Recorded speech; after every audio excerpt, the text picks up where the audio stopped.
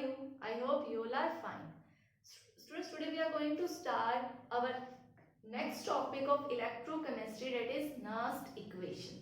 Nernst equation basically क्या करती है, हमें हेल्प करती है क्या आइडेंटिफाई करने के लिए, क्या कैलकुलेट करने के लिए, ई सेल, कि हमें किसी भी कंसंट्रेशन और टेम्परेचर पे अगर हमें सेल का क्या निकालना, मीन्स किसी सेल का ई वैल्यू निकालनी हो तो आप कैसे निकालेंगे। तो देखो नर्स्ट इक्वेशन आपकी होती है E of a cell is equal to, आपको ये निकालना है किसी भी सेल का, तो फॉर्मूला क्या यूज करोगे, ई नोट ऑफ ए सेल। अब ई नोट जो स्टैंडर्ड इलेक्ट्रोड पोटेंशियल है वो चीज हम डिस्कस कर चुके हैं प्रीवियस लेक्चर में, कैसे कैलकुलेट करते हैं। स्टैंडर्ड मतलब स्टैंडर्ड कंडीशंस पे, स्टैंडर्ड कंडीशंस क्या थी, temperature 25 degree Celsius, concentration 1 molar और प्रेशर 1 बार, ठीक है, minus 2.303 RT by NF log of Q, ठीक है। बेसिकली आप यहाँ Q की जगह प्रोडक्ट अपॉन रिएक्टेंट भी लिख सकते हो, मैं बताती हूँ Q क्या है, ठीक है। तो ये आपकी क्या है, नर्स्ट इक्वेशन। अब इसमें E, ये जो E है आपका, ये क्या है, E nought of a cell जो है ये क्या, standard electrode potential of a cell, standard electrode potential of a cell. आर आपको पता है क्या है, गैस कांस्टेंट, ठीक है, जिसकी वैल्यू काफी अच्छे से आपने की थी, क्या होती है 0. आप कितना यूनिट्स अलग अलग होती है गैस कांस्टेंट की, डिपेंड करता है आप कौन से यूनिट यूज कर रहे हो, ठीक है। तो अगर आप क्या जूल पर मोल में अगर वैल्यूज पुट करना चाहते हो क्या लोगे इसकी, 8.314 वैल्यू लोगे जूल पर केल्विन पर मोल, ठीक है। ये आपके गैस कांस्टेंट की वैल्यू है जो हम बाद में इसमें पुट करेंगे, ठीक है। और आपका T क्या है, टेम्परेचर किसमें, केल्विन में, हमेशा केल्विन में रखेंगे। F क्या है, फैराडे कांस्टेंट, जिसकी वैल्यू कितनी होती है 96,500 कूलम, ठीक है। N क्या है भाई, total number of electron exchange, ठीक है। Q क्या है आपका, reaction question, reaction question, reaction question basically यहाँ पे मैं बता रही हूँ इसके बारे में, क्या होता है, concentration of product upon concentration of reactant, ठीक है। कोई भी कंसंट्रेशन, ये जैसे A आपका कन्वर्ट हो रहा है B में, तो B की कंसंट्रेशन क्या होगी अपॉन में R, जो A है रिएक्टेंट है उसकी कंसंट्रेशन क्या होगी।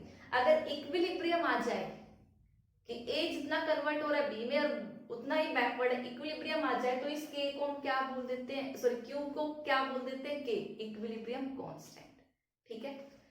तो देखो यहाँ पर ये value constant, R constant, T अगर जो टेम्परेचर है वो मैं कितना ले लूं, रूम टेम्परेचर ले लूं 25 डिग्री सेल्सियस पे, मींस 298 केल्विन पे, इस इक्वेशन को सॉल्व करूं तो आपका जो पूरी नर्स्ट इक्वेशन है वो क्या बनेगी, एट 25 डिग्री सेल्सियस आपकी E क्या बन जाएगी, E ऑफ ए सेल क्या बनेगा, E nought of a cell minus सारी वैल्यू जब आप पुट कर दोगे तो ये वैल्यू आती है 0.0591 अपॉन n, log ऑफ क्या वो बोल दो, या प्रोडक्ट अपॉन रिएक्टेंट बोल दो, प्रोडक्ट अपॉन रिएक्टेंट की कंसंट्रेशन। तो ये आपकी नर्स्ट इक्वेशन है। क्वेश्चन में देखो मेंशन होगा कि टेम्परेचर क्या है, अगर 25 डिग्री सेल्सियस गिवन है तो आप ऑलरेडी ये इक्वेशन पुट कर लोगे 0. क्योंकि ये कांस्टेंट वैल्यू, अगर वो 25 नहीं है तो यहाँ पे जो भी टेम्परेचर गिवन होगा आप पुट कर दोगे, ठीक है। तो ये हमारी थी नर्स्ट इक्वेशन, ठीक है। अब आप पहले इसको नोट डाउन करो, एग्जाम में काफी बार पूछ लेते हैं कि नर्स्ट इक्वेशन क्या है और उसके सिंबल क्या क्या चीजें क्या क्या रिप्रेजेंट कर रहा है, न्यूमेरिकल पोर्शन। तो ये थी हमारी नर्स्ट। अब हम इसके बाद देखते हैं इसके न्यूमेरिकल पोर्शन। स्टूडेंट देखिए दो क्वेश्चन है, नर्स्ट इक्वेशन पे बेस्ड है। फर्स्ट क्वेश्चन हमारा क्या कहता है, find out the reduction potential. देखो उसने क्या बोला, सिंपली रिडक्शन पोटेंशियल बोला। कौन सा, देखो जीरो किसका, क्रोमियम से और क्रोमियम 3+ कन्वर्ट होना है, ठीक है भाई। रिडक्शन पोटेंशियल बोला है तो हम क्या लिखेंगे, रिडक्शन रिएक्शन लिखेंगे। रिडक्शन रिएक्शन क्या होगी, क्रोमियम 3+ क्या करे, 3 इलेक्ट्रॉन गेन करे और किस में कन्वर्ट हो जाए, क्रोमियम सॉलिड में, ठीक है। और आपको इसकी कंसंट्रेशन कितनी दी हुई है, जो क्रोमियम 3+ इसकी 0.1 गिवन है, मींस ये इसकी कंसंट्रेशन 0.1 मोलर है। अब अगर वो स्टैंडर्ड बोलता तो आप स्टैंडर्ड कंडीशंस यूज करते, बट यहाँ पे उसने रिडक्शन बोला, कंसंट्रेशन गिवन है अलग, तो मींस आपको क्या यूज करनी है, नर्स्ट इक्वेशन। नर्स्ट इक्वेशन क्या होगी, ई सेल, आपको ई सेल निकालना है। फॉर्मूला क्या था, E note of a cell minus, और देखो 25 डिग्री सेल्सियस उसने बोल दिया, मतलब वो रूम टेम्परेचर ये नर्स्ट इक्वेशन वाले फिर कौन से यूज करोगे, 0.0591 अपॉन n, ठीक है। लोगो प्रोडक्ट, देखो उसने रिडक्शन पोटेंशियल बोला था तो मैंने रिएक्शन रिडक्शन में लिखी है, तो क्या लिखूंगी मैं, प्रोडक्ट अपॉन रिएक्टेंट। प्रोडक्ट में क्या है, क्रोमियम सॉलिड, और सॉलिड की आपको पता है अगर कंसंट्रेशन कितनी मान के चलते हैं, 1, तो इसका कोई फर्क नहीं पड़ेगा, upon concentration of chromium 3 positive. इतनी बात समझ में आई। अब देखो ई नोट ऑफ ए सेल का मतलब क्या है, जो रिएक्शन दी हुई है उसी का, मींस ये रिडक्शन फॉर्म में 3 से, मींस यहाँ पे आप ई कौन सा रखोगे, क्रोमियम 3+ से क्रोमियम में रिडक्शन फॉर्म में, वही आपको गिवन है, तो पुट करो 0.75, माइनस साइन आगे आएगा, माइनस 0.0591 अपॉन n। n क्या होता है, कितने नंबर ऑफ इलेक्ट्रॉन गेन किए हैं या लॉस किए किसी रिएक्शन में, तो यहाँ पे आपको एक रिडक्शन रिएक्शन ही गिवन है ये, ठीक है। इसमें कितने इलेक्ट्रॉन का चेंज है, 3, तो n की वैल्यू कितनी होगी, 3 log 1 अपॉन क्रोमियम की कितनी कंसंट्रेशन है, 0.1।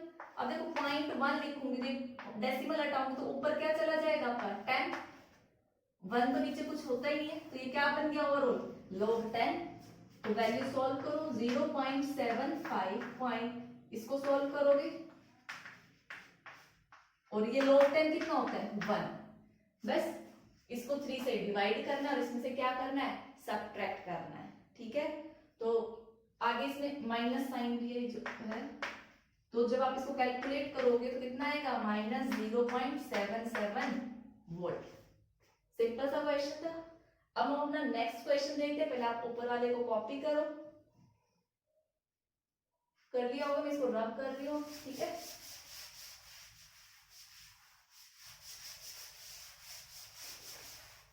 देखो नेक्स्ट क्वेश्चन है, आपको इक्वेशन गिवन है Mg सॉलिड Ag का ये जो भी है, और ये इसकी कंसंट्रेशन गिवन है, ये इसकी, आपको ई सेल निकालना है, और गिवन क्या है, ई नोट। देखो ये पहले चेक करो, दोनों रिडक्शन फॉर्म में, 2+ से कहाँ जा रहा है, 0 में रिडक्शन है, +1 से 0 में जा रहा है रिडक्शन है, तो कोई चेंज नहीं करना है। तो आपको ई सेल निकालना, कंसंट्रेशन गिवन आ गई तो सीधा दिमाग में क्या आना चाहिए, नर्स्ट इक्वेशन। नर्स्ट इक्वेशन क्या होती है, ई ऑफ ए सेल, ये इसका सॉल्यूशन है, यहाँ पर E cell is equal to E note of a cell minus, ठीक है। और ये भी किस टेम्परेचर पे, देखो टेम्परेचर अगर गिवन नहीं है रिएक्शन में तो आप रूम टेम्परेचर ही मानेंगे, अगर कोई वो और टेम्परेचर देगा तो मेंशन जरूर करेगा। और 25 डिग्री सेल्सियस पे या 298 केल्विन पे हमारी नर्स्ट इक्वेशन क्या होती है, ये होती है 0.0591 upon n log of product की कंसंट्रेशन अपॉन रिएक्टेंट। प्रोडक्ट में देखो ये है कंसंट्रेशन ऑफ Mg 2 पॉजिटिव, और ये सॉलिड है तो इसकी क्या होनी है, 1 ही होनी, तो लिखकर कोई फायदा नहीं है। रिएक्टेंट में क्या है, Mg सॉलिड, इसकी 1 होनी है, फिर क्या आएगा, Ag प्लस है, तो Ag प्लस का क्या करोगे, स्क्वायर करोगे, तो क्या आगे 2 है बैलेंस्ड केमिकल इक्वेशन में, ठीक है। तो देखो अब हमें क्या चाहिए, सबसे पहले हमें ई नोट चाहिए, तो देखो ई नोट कैसे कैलकुलेट करना है वो मैं इधर बता रही हूँ, ठीक है। ई नोट क्या होता है, सबसे पहले चेक करो इस रिएक्शन में एनोड कौन सा है, कैथोड कौन सा है। आपको E note of a cell निकालना है। सबसे पहले क्या होगा, E note of cathode minus E note of anode reduction form में। तो देखो कैथोड पर क्या होता है, रिडक्शन। रिडक्शन किसका हो रहा है, Ag प्लस से कहा जा रहा है, Ag में। ये कौन सी रिएक्शन है, रिडक्शन मींस Ag वाला क्या है, रिडक्शन पोटेंशियल है। तो कितना आ जाएगा 0.80 माइनस, फिर ऑक्सीडेशन वाला कौन सा है, Mg वाला। Mg क्या है, माइनस है, तो क्या करोगे, माइनस माइनस प्लस हो जाता है 2.37। ये क्या है 0.80। तो यहां से आपका क्या आ जाएगा, E note of a cell means standard conditions पे आपका इलेक्ट्रोड पोटेंशियल। तो ये कितना आएगा, ऐड करो 3.17 वोल्ट। ठीक है, तो ये वैल्यू आप कहाँ रखोगे, यहां रखोगे।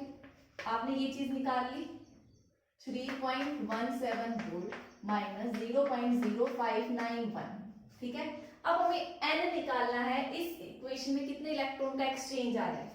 तो देखो अगर मैं अलग अलग हाफ रिएक्शन लिखूं तो Mg, देखो अलग अलग रिएक्शन लिखूंगी, ये मैं रब कर रही हूँ। ठीक है, अब मेरे को n निकालना है, तो रिडक्शन हाफ और ऑक्सीडेशन हाफ अलग अलग लिखो। Mg क्या करेगा, 2 इलेक्ट्रॉन का लॉस करेगा, Mg2 प्लस 2 इलेक्ट्रॉन है। और Ag क्या है, प्लस में है, Ag 1 इलेक्ट्रॉन गेन करके किस में जाएगा, Ag में।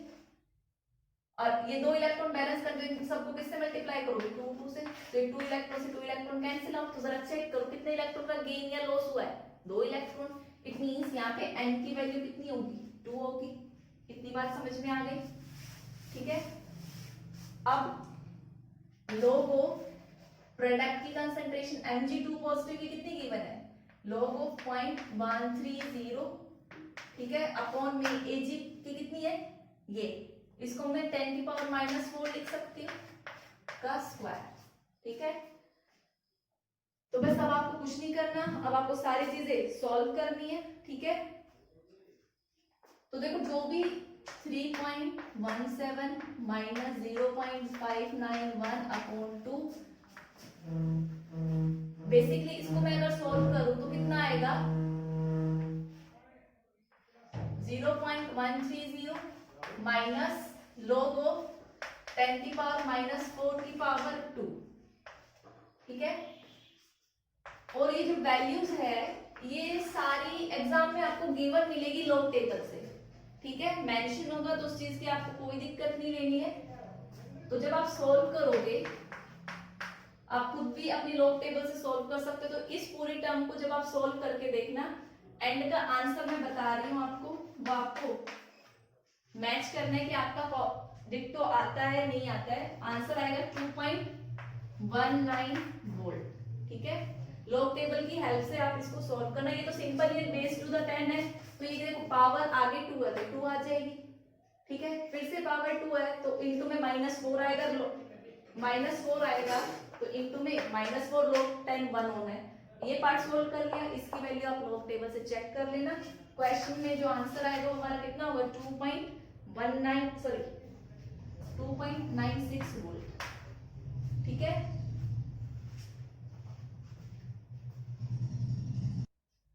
Students our next question is this. इस क्वेश्चन में आपको एक इक्वेशन दी हुई, सेल रिप्रेजेंटेशन गिवन है और उसकी कंसंट्रेशन भी गिवन है। ठीक है, और आपको ई सेल दिया हुआ है। ठीक है, और जो आपका ई जो ये कन्वर्ट हो रहा है, इसमें एक सेकेंड चेक करनी पड़ेगी वैल्यू। इसकी वैल्यू आपको गिवन है 0.15 वोल्ट।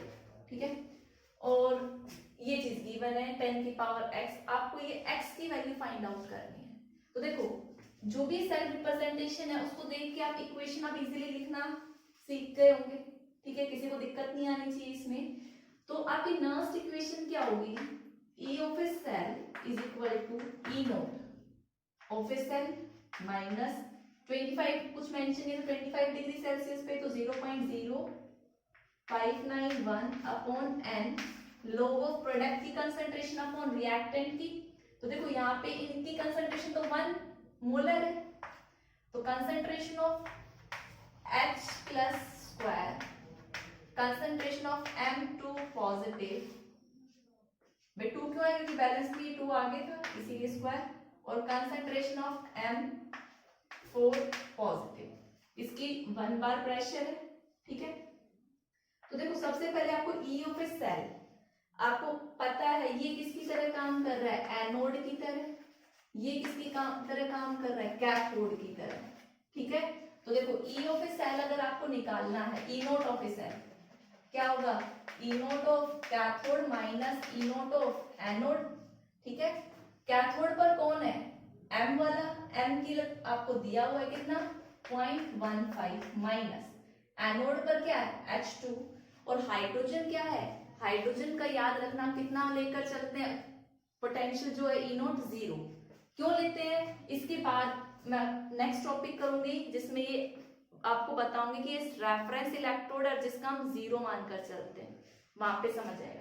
तो याद रखना कहीं पर अगर हाइड्रोजन का गिवन हो तो कितना होता है 0, तो ई नोट ऑफ ए सेल कितना है 0.15, तो मैं यहाँ कितना लिख सकती हूँ 0.15 माइनस 0.0591 अपॉन n, पे कितने इलेक्ट्रॉन एक्सचेंज हुए, 4 से वो 2 में गया, इसने भी 2 इलेक्ट्रॉन लॉस करे, तो n की वैल्यू कितनी है 2, लोगो हाइड्रोजन की कंसंट्रेशन कितनी है 1 मोलर, तो 1 का स्क्वायर करोगे तो 1 ही आएगा, ये चीज एलिमिनेट हो जाएगी, तो बची क्या आपके पास M2 plus upon M4 plus, ठीक है स्टूडेंट। तो ये इसका रेशियो आपको गिवन है 10 की पावर x, तो यहाँ पे क्या लिख दोगे आप 10 की पावर x। अब आपका क्वेश्चन क्या बहुत सिंपल बन गया है, आप सिंपली log 10 की वैल्यू क्या कर सकते हो, इसमें पुट कर सकते हो, ठीक है। तो log 10 आपको पता है कितना होता है 1 होता है, किसी की पावर x हो तो आगे आ जाएगी, तो 0.15 माइनस 0.0591 अपॉन 2, x आगे आ गया, log 10 कितना होता है 1, और e ऑफ ए सेल आपको गिवन है कितना, आप यहाँ पे वैल्यू लिख सकते थे, मैंने लिखा नहीं, 0.092, ठीक है। तो भाई आपके पास क्या है इक्वल टू के इधर ये सिर्फ एक ही वेरिएबल है x, आप कैलकुलेट कर सकते हो, जब आप कैलकुलेट करोगे तो x की वैल्यू कितनी आएगी 2 आएगी, आप सभी को सॉल्व करके देखना है, ठीक है। तो ये न्यूमेरिकल था, नोट डाउन करिए इसको। Student our next topic is concentration cell. Concentration cell देखो क्या होता है, बेसिकली दो टाइप से आप बोल सकते हो, दो टाइप के कंसंट्रेशन सेल होते हैं, एक इलेक्ट्रोलाइट कंसंट्रेशन सेल और एक इलेक्ट्रोड कंसंट्रेशन सेल।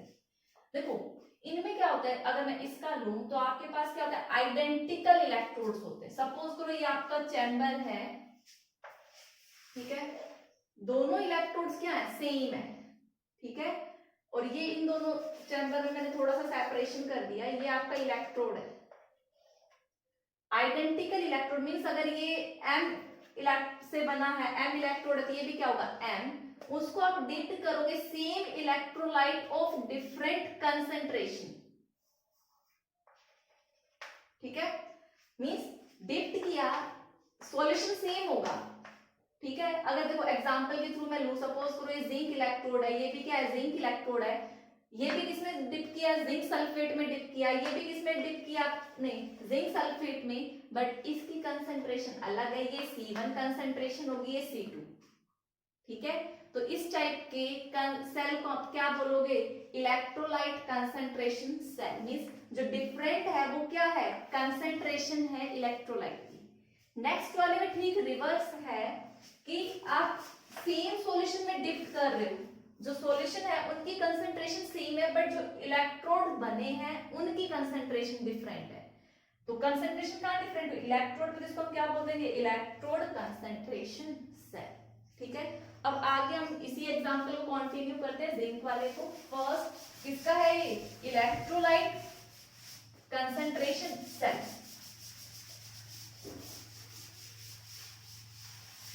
ठीक है। इसके लिए आप देखो आपने क्या लिया, मैं आपको बता रही हूँ कि इलेक्ट्रोलाइट कंसंट्रेशन सेल, और इसके लिए जिंक यूज कर रही हूँ, जिंक का एग्जांपल, ठीक है। तो देखो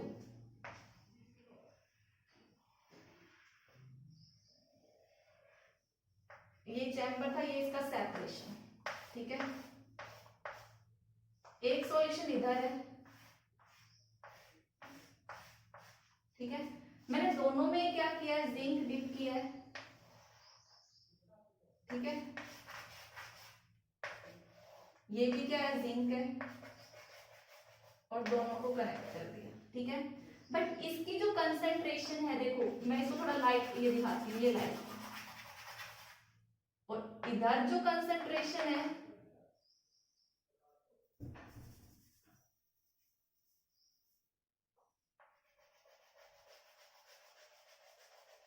ठीक है, दोनों की कंसंट्रेशन क्या है, डिफरेंट है। ये भी ZnSO4 है और ये भी क्या है, ZnSO4, बट इसकी कंसंट्रेशन C1 है, इसकी कंसंट्रेशन C2 है, और यहाँ पे जो C2 है ये ग्रेटर देन C1, ठीक है। ये आपका जिंक इलेक्ट्रोड, ये आपका जिंक इलेक्ट्रोड, ठीक है। इतनी बात समझ में आई। तो देखो अब इस सेल को अगर मैं लिखना चाहूँ, रिप्रेजेंट करना चाहूँ, तो देखो बेसिकली जिंक इलेक्ट्रोड है, एक बार इसका ऑक्सीडेशन होना है, एक बार रिडक्शन होना है, ठीक है। तो जिंक क्या करेगा, देखो एनोड की रिएक्शन क्या होगी, एनोड पर ऑक्सीडेशन होता है, तो जिंक क्या करेगा, जिंक 2+ में कन्वर्ट होगा by the loss of 2 electron, और कैथोड पर क्या होगा, जिंक 2+ क्या करेगा, 2 इलेक्ट्रॉन गेन करेगा, किसमें कन्वर्ट होगा, जिंक में। तो ओवरऑल जो रिएक्शन बनी वो क्या बनी, जिंक सॉलिड, भाई इसकी कंसंट्रेशन में कितनी मान लो C1, और इस जिंक 2+ की कितनी मान लो C2, ये तो सॉलिड है, तो ऐड करोगे ये इलेक्ट्रॉन इलेक्ट्रॉन कैंसिल आउट, तो जिंक सॉलिड प्लस जिंक 2+, इसकी कंसंट्रेशन कितनी है, C2, क्या दे रहा है, जिंक 2+, जिसकी कंसंट्रेशन कितनी है, C1, और किसमें दिया ये, जिंक सॉलिड में। ये आपकी क्या होगी, नेट सेल रिएक्शन। अगर इसको मैं रिप्रेजेंट करना चाहूं तो कैसे रिप्रेजेंट करोगे, भाई जिंक सॉलिड, ऑक्सीडेशन हुआ है एनोड लेफ्ट साइड में, किसमें, जिंक 2+ में, जिसकी कंसंट्रेशन C1, ये सॉल्ट प्री, ठीक है। ये इसके रिप्रेजेंटेशन करने का तरीका है, जिंक 2+ से कहां गया, जिंक सॉलिड, जिसकी कंसंट्रेशन C2, ठीक है। अब देखो कंसंट्रेशन डिफरेंट है तो हम क्या अप्लाई कर सकते हैं, अपनी नर्स्ट इक्वेशन। इतनी बात समझ में आ गई। मैं ये वाली चीज रब नहीं कर रही, इसे ऊपर वाला कर रही हूं। अब देखो नर्स्ट इक्वेशन इस पे अप्लाई करो।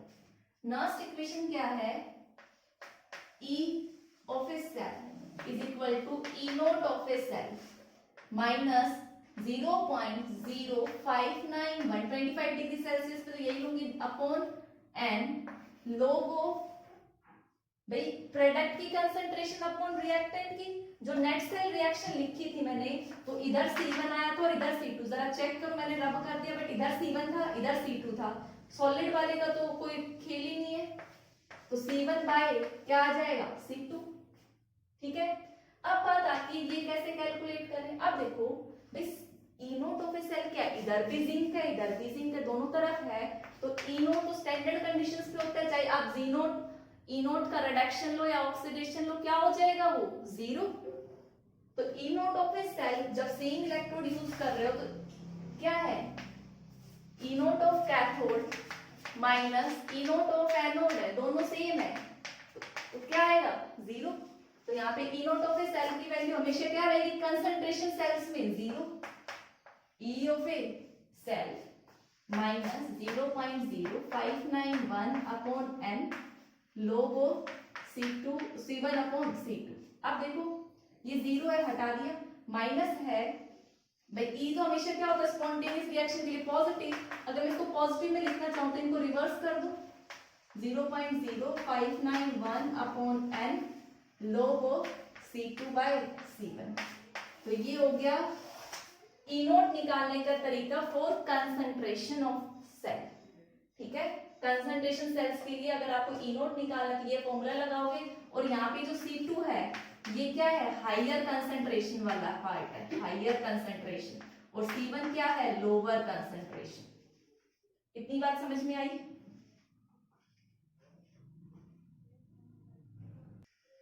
स्टूडेंट अब देखते हैं इक्विलिब्रियम कांस्टेंट और नर्स्ट इक्वेशन में क्या रिलेशन है। हम नर्स्ट इक्वेशन यूज करके इक्विलिब्रियम कांस्टेंट कैसे निकाल सकते हैं।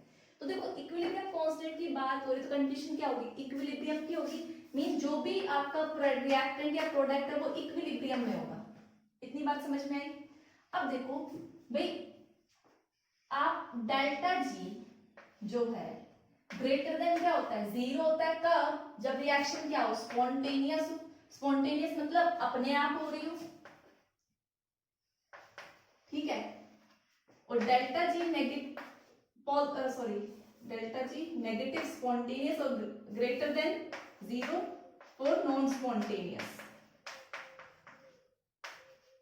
इसका मतलब क्या है कि ए अपने आप कन्वर्ट हो रहा होगा बी में, स्पॉन्टेनियस होगी। और इसका मतलब क्या है, ए बी में कन्वर्ट नहीं हो रहा होगा, बी ए में हो रहा होगा। इतनी बात समझ में आई। मींस ये ग्रेटर देन जीरो हो और ये लेस देन जीरो और ग्रेटर देन जीरो। अगर ये इक्वल टू जीरो हो गया तो ना तो ए बी में कन्वर्ट हो रहा होगा ना बी ए में। मींस आपको क्या दिखाई देगा, इक्विलिब्रियम दिखाई देगा। तो आप क्या बोल सकते हो कि एट इक्विलिब्रियम जो आपकी गिव्स फ्री एनर्जी होती है वो क्या होती है, जीरो, ठीक है। एट इक्विलिब्रियम आपकी डेल्टा जी क्या हो गई, जीरो, ठीक है। मैंने सिर्फ सिंपल गिव्स फ्री एनर्जी बोली। और डेल्टा जी अगर नोट होता तो फॉर्मूला क्या होता, minus n F E nought होता। जी है तो सिंपल क्या होगा, ई ऑफ ए सेल होगा। ये किसके बराबर, जीरो। अब देखो एन तो नंबर ऑफ इलेक्ट्रॉन एक्सचेंज है, ये फैराडे कांस्टेंट है, तो जीरो कौन सी चीज होगी, ई नोट ऑफ ए सेल होगा, तभी तो प्रोडक्ट जीरो बनेगा। तो यहां से क्या कंक्लूजन निकला, जो ई ऑफ ए सेल है वो क्या होगा, जीरो, ठीक है। तो आप बोल सकते हो इक्विलिब्रियम पे डेल्टा जी जीरो होता है, आपका E of a cell zero होता है। E note of a cell कभी जीरो नहीं होता एट इक्विलिब्रियम पे, ठीक है। ई सेल जीरो होता है। और एट इक्विलिब्रियम पे देखो क्या होगा आपका, क्या होता है, reaction question, product upon reactant की कंसंट्रेशन। इक्विलिब्रियम पे क्या बन जाता है, के बन जाता है। मींस जो एट इक्विलिब्रियम जो रेशियो है प्रोडक्ट अपॉन रिएक्टेंट का, आप उसको क्या बोल सकते हो, केसी बोल सकते हो। तो आपको ये तीन चीजें याद रखनी है जो इक्विलिब्रियम पे हो जाती है। इक्विलिब्रियम पे delta G zero, E cell zero, और क्या बन जाता है, के बन जाता है।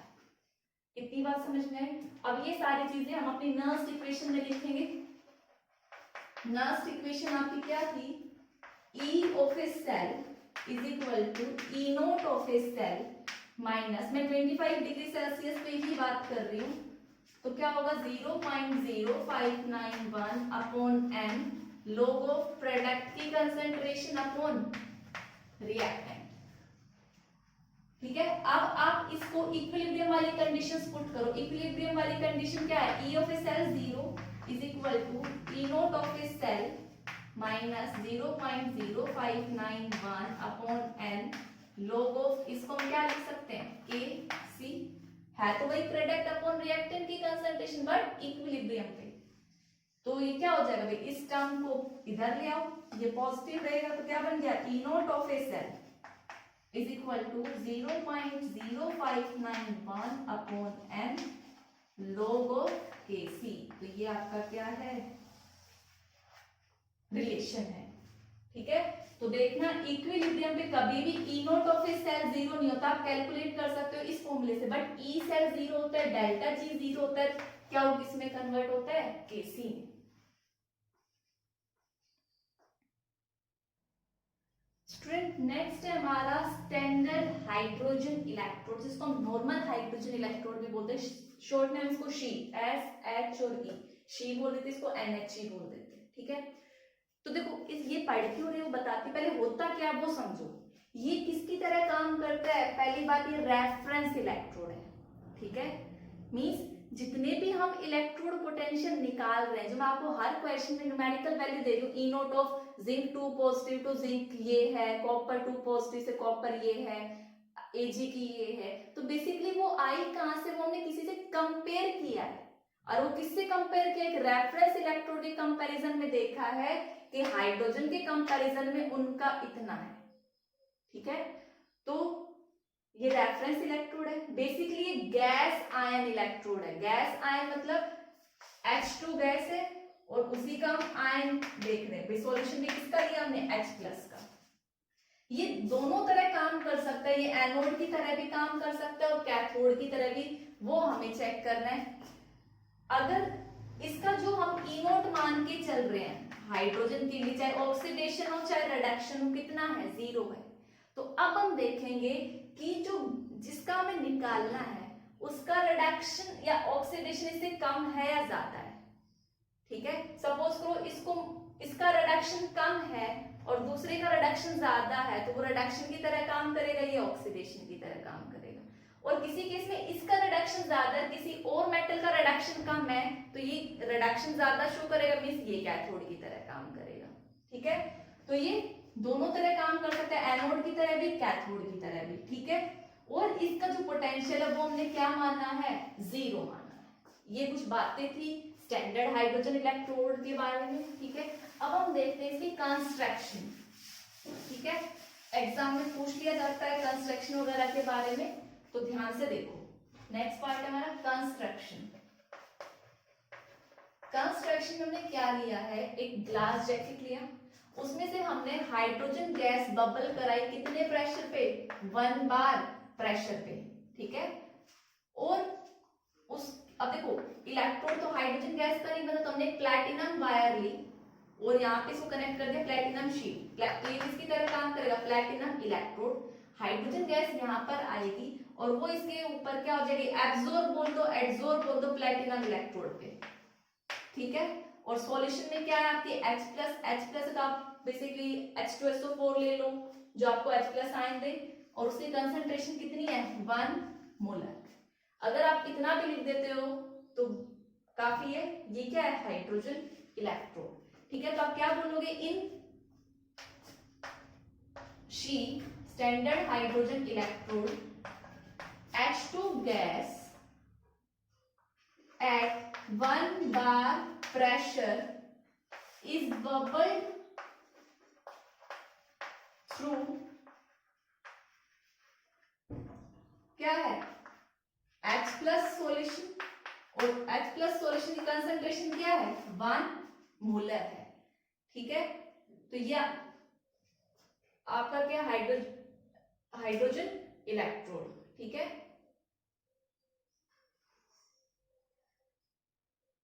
आप ऐसे लिख सकते हो, in standard hydrogen electrode hydrogen gas is bubble through H+ solution इतनी कंसंट्रेशन पे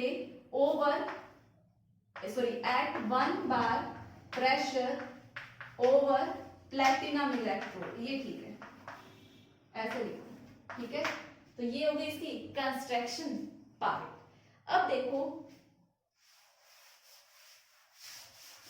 बेसिकली रिएक्शन हमारी क्या है, ये है जो H2 गैस है वो कन्वर्ट हो रही होगी H+ के साथ इक्विलिब्रियम में, एक्वस सॉल्यूशन। इसकी कंसंट्रेशन 1 मोलर, इसका प्रेशर 1 बार है। तो ये अगर एनोड की तरह काम करे, ये अगर एनोड की तरह काम करेगा तो ये कौन सी इक्वेशन शो करेगा, एनोड पर क्या होता है, ऑक्सीडेशन होगा, तो H2 किस में कन्वर्ट होगा, 2H+ में by the loss of 2 electron. ठीक है, ये ऑक्सीडेशन हो जाएगा। और अगर ये रिडक्शन की तरह काम करेगा, रिड्यूसिंग मींस ये कैथोड पे काम करेगा आपका हाइड्रोजन इलेक्ट्रोड, तो वो कौन सी रिएक्शन शो करेगा, रिडक्शन रिएक्शन। रिडक्शन रिएक्शन क्या होती है आपकी, कि 2H+ कन्वर्ट हो किसमें, H2 गैस में, by the gain of 2 electron. तो एनोड, जब ये एनोड पे लेंगे तो हम ये रिएक्शन लिखेंगे, जब कैथोड पे लेंगे तो हम ये रिएक्शन लिखेंगे। और दोनों में ही देखो एनोड पे है तो इसका क्या होगा, ऑक्सीडेशन पोटेंशियल क्या होगा, H2 किस में कन्वर्ट हो रहा है आपका 2H+ में, तो इसका पोटेंशियल कितना है, 0 से कहां जा रहा है, +1, ऑक्सीडेशन पोटेंशियल 0। यहाँ पे क्या होगा, रिडक्शन पोटेंशियल मींस आपका E नोट, रिडक्शन में मींस 2H+ किस में कन्वर्ट हो रहे होंगे, H2 में, ये भी किसके बराबर होगा, 0। ठीक है, तो ये था आपका standard hydrogen electrode. Student next देखते हैं हम कि मेजर कैसे करते हैं इलेक्ट्रोड पोटेंशियल। देखो सबसे पहले बात अगर मैं कहूं कि आप जिंक इलेक्ट्रोड का मेरे को पोटेंशियल कैलकुलेट करके दिखाओ, तो आप कभी कैलकुलेट नहीं कर सकते। आप कभी भी सिंगल इलेक्ट्रोड का पोटेंशियल कैलकुलेट नहीं कर सकते।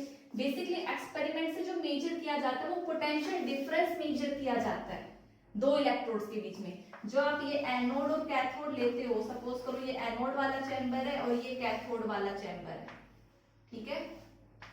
इधर मैं अभी हाइड्रोजन ही बना रही हूँ, हाइड्रोजन इलेक्ट्रोड जो आपने प्लेटिनम के ऊपर लिया था, हाइड्रोजन गैस बबल की थी और 1 मोलर कंसंट्रेशन H+ था और इनको आपने बैटरी के थ्रू कनेक्ट किया। ये जिंक इलेक्ट्रोड है, इसको भूल जाओ। अगर मैं कहूँ कि आप मेरे को इस जिंक का इलेक्ट्रोड पोटेंशियल कैलकुलेट करके बताओ, आप नहीं बता सकते। ये आपका सपोज करो एनोड है, ये क्या है, कैथोड है। आप बेसिकली एनोड और कैथोड में पोटेंशियल डिफरेंस कैलकुलेट कर सकते हो। तो हमें क्या जरूरत थी, हम इसका कैसे निकाल सकते हैं, उसके लिए हमें जरूरत है एक रेफरेंस इलेक्ट्रोड की, जो हमने हाइड्रोजन इलेक्ट्रोड लिया है, ठीक है। और उस हाइड्रोजन इलेक्ट्रोड का ये क्या माना है, E0 माना है, ठीक है। तो आप देखो कैसे कैलकुलेट करोगे। सपोज करो इन दोनों का जो पोटेंशियल डिफरेंस आया वो कितना आया, 0.76 आया वोल्ट। तो आपको पता है E nought of a cell, आप E nought of a cell कैसे करोगे, E nought of cathode minus E nought of anode. Anode पर क्या है आपका जिंक सल्फेट, ठीक है, और कैथोड पे क्या है हाइड्रोजन। हाइड्रोजन का कितना होता है 0 माइनस, और इसका कितना है आपको कैलकुलेट करना है, और ई सेल कितना है, जो डिफरेंस आया है वो 0.76, ठीक है। तो ये नेगेटिव साइन इधर आ जाएगा, means E note of anode कितना आया -0.76। एनोड पे कौन है जिंक, जिंक पे क्या हो रहा है ऑक्सीडेशन, तो आप इसको कैसे लिख सकते हो, जिंक से जिंक 2 पॉजिटिव कितना आता है -0.76। तो ऐसे हर एक एलिमेंट को हाइड्रोजन के रेफरेंस में रख के देखा गया और उसके इलेक्ट्रोड पोटेंशियल वैल्यू कैलकुलेट की गई, ठीक है। तो हमने एक सीरीज भी बनाई है, वो आप सभी को पता है, इलेक्ट्रोकेमिकल सीरीज ऐसे ही बनाई गई है, और ये सारी ई नोट वैल्यू एक्सपेरिमेंटल कैलकुलेटेड है, ठीक है। तो स्टूडेंट्स यहाँ पे हमने अपना गैल्वेनिक पार्ट फिनिश कर लिया है, ठीक है। कल से हम अपना इलेक्ट्रोलाइटिक पार्ट शुरू करेंगे। That's all for today's lecture. Thank you and have a nice day.